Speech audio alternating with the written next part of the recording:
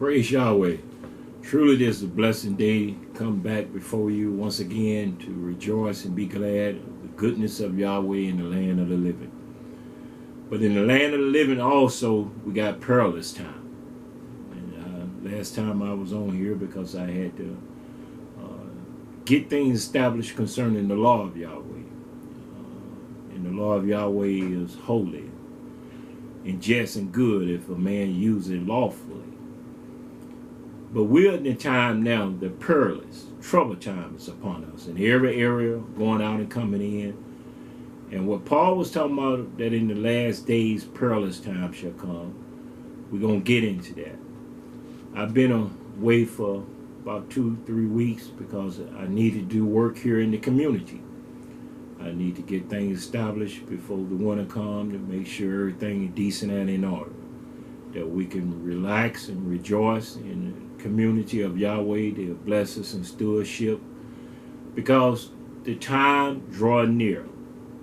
And if he didn't shorten the days, no flesh would be saved. But for the elect's sake, he shortened these days. It's for the elect's sake that he allowed his word to go forth, that they may have strength in the time of trouble, that they may know who to call on in the time of trouble. You can't call on people that not serving him. You can't call on people that don't love him and obey him and keep his commandment and do the things that are pleasing in his sight. You can't call on them.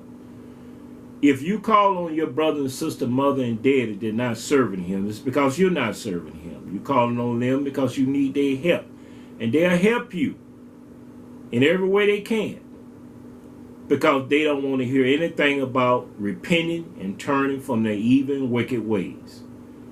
As long as they know your ways of doing wrong and doing evil, they'll try to help you in your evil and your wrongdoing, to stop not doing it, but help you so you can escape doing it. And we need to examine these things to know who we serve.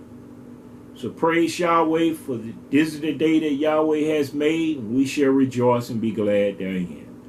We shall lift up our voice on high to worship him in the beautiness of holiness all the days of our life. Now, some days that we can worship him when we don't feel good, we ain't going to worship him. We don't want to be trouble in our flesh, we ain't going to worship him. We worship him according to how we feel. That's your flesh doing that.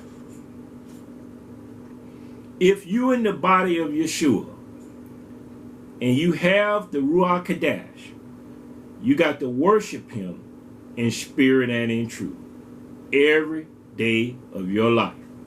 Whether you feel good or not, you got to praise him, bow down before him. You got to keep yourself holy in spirit and truth, in body and deed. You got to bear fruits every day of your life.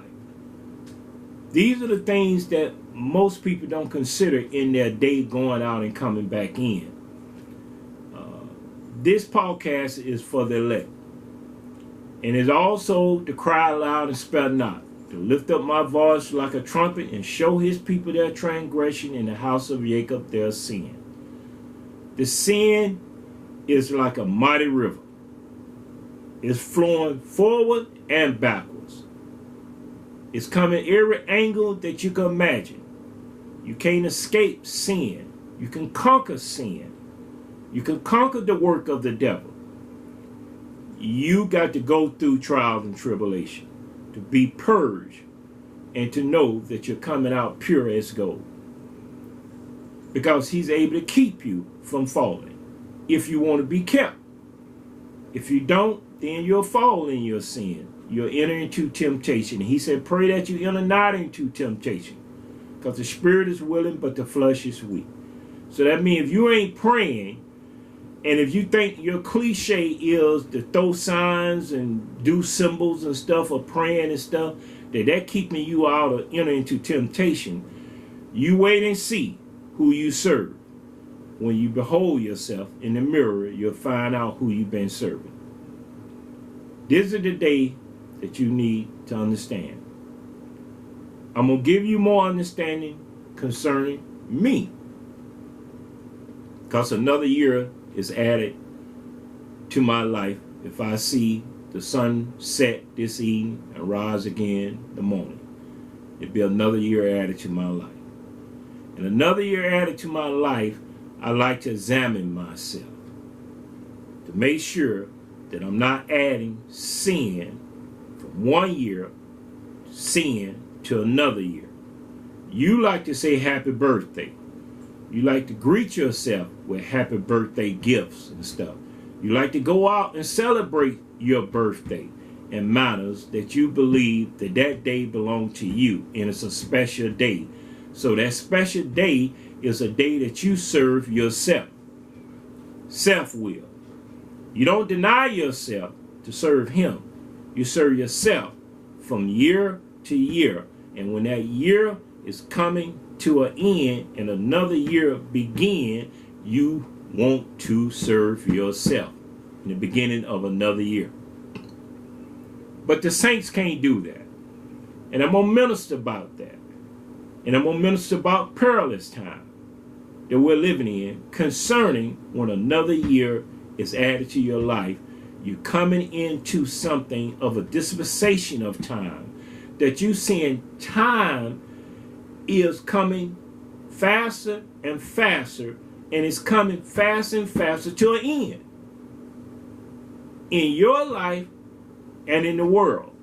The planet Earth gonna come to an end. One day, with us in it or us out of it, it's gonna come to an end. Because a new heaven and a new earth gonna be formed. This earth gonna be purged with fire. Fire gonna try every man work, physical and spiritual. They're gonna consume physical and spiritual everything that evil has done to Yahweh creation. So, talking about a year being added to your life, you have to realize that you don't want to bring sin from the old nature to another year added to your life in a new nature. You must begin to understand how one day you can't put above another day.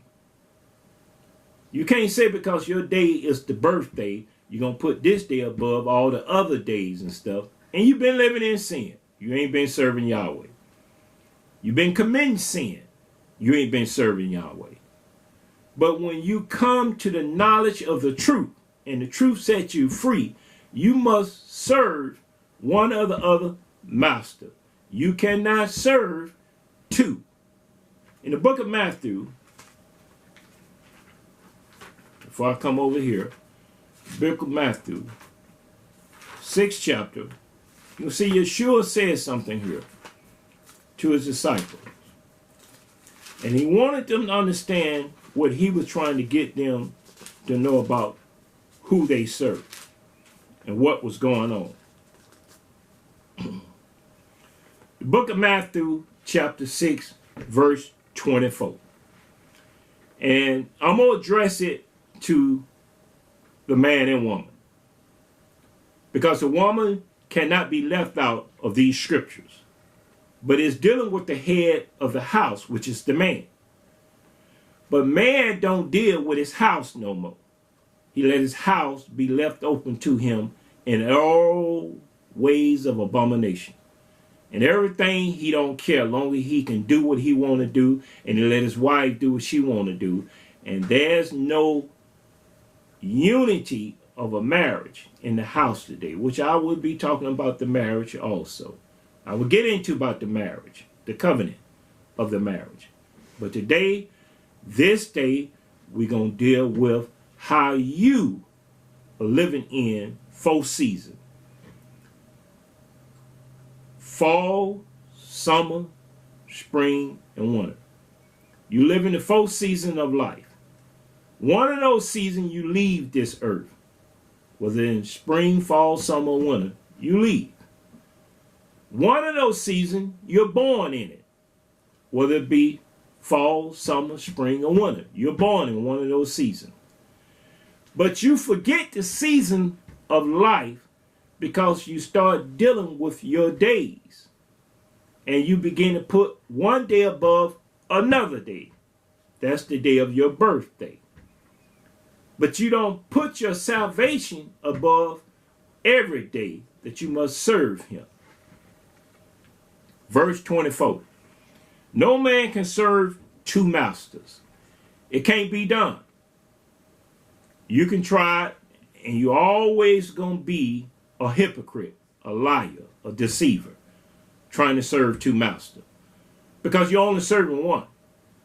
You can't put Yahweh into your servant and deceive him and mislead him and think that you're serving him and serving Satan too. You can't serve two masters. Yahweh is the master and creator of Satan. So you're only serving one master. But you think you're serving two because that one got you believing that you're still serving Yahweh and you're eating from his table as well as going to church, paying tithes, doing good to be seen of man. You're doing what you want to do, when you want to do it, how you want to do it, but you still going to say, oh, I love Jesus. Jesus my Savior. I go to church and everything. And you confess all these things in that name that you can't bear fruits in. In that name that you say is power in the name, is power in the blood, but you ain't bear fruit in the blood yet. But it's power in that name, but you ain't brought yourself out of sin yet that you can live day by day holy. In words and deed, holy. Every day. But you love to call that name, and you love to present yourself like you serving one master. But you're not. No man, no woman can serve two masters. For either he or she will hate the one. And that hate is being toward Yahweh. Because you got to present your body as a living sacrifice. Holy. Romans chapter 12, verse 1. I beseech you, brother, by the mercy of Yahweh, that you present your bodies a living sacrifice, holy and acceptable unto Yahweh, which is your reasonable service. Reasonable service. And be not conformed to this world, but be ye transformed by the renewness of your mind, that you may prove, that you may see you're proving yourself worthy and acceptable unto Yahweh, which is your reasonable service. You can't serve two masters because you got to prove who you serving. And when a sinner commits sin, they proving that they serving Satan because of the sin that they're living in. You can't prove holiness and sin at the same time. You're not supposed to curse and bless at the same time. Because your mind and your body, it has been bought with a price. You don't belong to yourself no more. Yeshua paid the price that you don't have to spend eternity being cast into a lake of fire because he never knew you.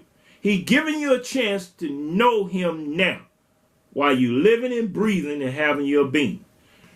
But most of you all want to serve yourself in self-will. You do this and do that. And you go to church and think that the church, you're serving Yahweh. No, you're serving a building, a wood and stone, and you paying money, and you go out and come in as fast as you go out and come in, you're still in the sin that you went in with, and you're still in the sin that you come out with, and that sin has separated you and your creator because your creator cannot live in you in sin. That's why Yeshua told Nicodemus you had to be more born again. Not more of a Pharisee. You need to be more of a teacher of Israel, but you need to be born again. You can't serve two masters. And so in not serving two masters, you'll start hating the creator that created the universe and the hosts of heaven. You'll start creating your own image and likeness unto yourself, and forget the creator that created you to worship him in spirit and in truth. This is the time that we're living in, trouble time, perilous time. And with everybody under the sun, there's a time to be born and there's a time to die. There's a season in life for every purpose that is done. And the things that we say and do, we do it through a season. Was it winter, fall, summer, spring? You're going to leave this earth or be born in this earth in one of those seasons. So, here go, you can't serve two masters. For either he or she will hate the one and love the other, or else he or she will hold to the one and despise the other. You cannot serve Yahweh and Mammon. The cares of life, your attitude and behavior, the way you look, the way you talk, the way you address things, it show who you serve. And someone that can discern you gonna show you also who you serve. Because they not gonna talk like that, walk like that, look like that, act like that, dress like that, in any manner that gonna bring a shame to their salvation. When you're born again and you say you're saved, your whole appearance has to change. Because no longer you've been bought with a price. You got to deny yourself, pick up the stake, and follow him. You can't stake yourself saying, I'm going to stay right here, but I'm going to serve you. I'm going to be this way, but I'm going to serve you. I'm going to go to church. I'm going to find me a religion set. I'm going to become spiritual minded. I'm going to talk about spiritual things, but you ain't serving him in spirit and in truth. Because there's only one spirit of Yahweh. That's his. The other spirits is from his creation that he created angels and heavenly hosts. And he created us to come into this earth to know him. And to know when we leave this earth, we're going to see him face to face. And give account for everything we have said and done, whether it be good or evil. So if we're going to come into the knowledge of the truth, and he has added another year to your life, you don't add sin to sin and trying to serve two masters. What I mean by adding sin to sin, let's go back to the book of Isaiah. Isaiah, Old Testament, chapter 30. We'll start right here in chapter 30, and I'm going to read it. And a lot of things I can read out of this chapter 30, but I'm going to read what I'm going to stick to today in verse 1. And by reading this, we're dealing with the years of perilous time. And when a person is born into the world, they celebrate a day above a day. By when another year is added to their life, they don't know what to do with their year but to go out and enjoy sin and pleasure. But I'm going to declare unto you this day, as it be, if his will, for me to wake up in the morning and see another day, that's another year added to my life. And what I'm supposed to do with another year added to my life, I'm going to minister it unto you because I've been doing it for the 46 years. And if Yahweh will, I rise in the morning, it would be 47. And with that 47 season, I have learned to know him and understand that he is above, that he is the creator of all things, that if his breath of life is taken from me, I cease to exist in this earth doing his will. But if it don't, I'm going to continue to do his will. And I want his will to be done from day to day until that day come back and another year is presented before me in this season of life. Woe, Isaiah chapter 30, verse 1. Woe to the rebelling children, said Yahweh, man and woman. The children of Yahweh. Both of them. And their children. Woe to mean trouble.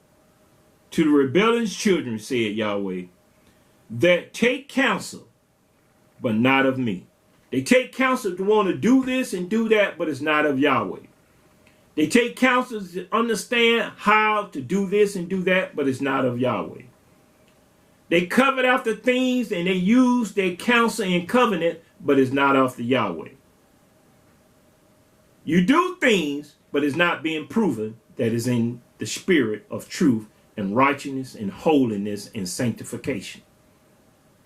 In Yahweh. You can't serve two masters. It has to be in Yahweh. Take counsel, but not of me. And that covered with a covering, but not of my spirit.